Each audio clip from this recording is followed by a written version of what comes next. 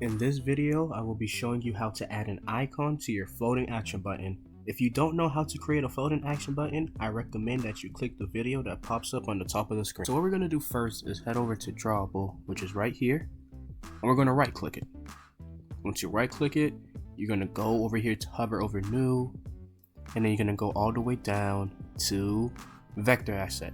Once you press this, you can see that a lot of variety options come up. But I want you to press the clip art, this little thing right here.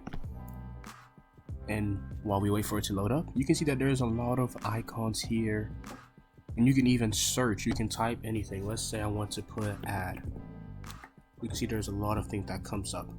For me personally, when I use apps and I see that the floating action button, it usually has an add icon.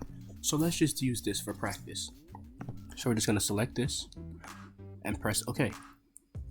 And we're just going to name it IC_add. I feel like this is a good name.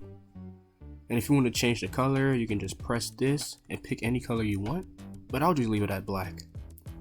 So after that, you press next, and we're going to press finish. Once it's finished, you can go under Drawable and you can see, once you double click it, you can see your icon right here.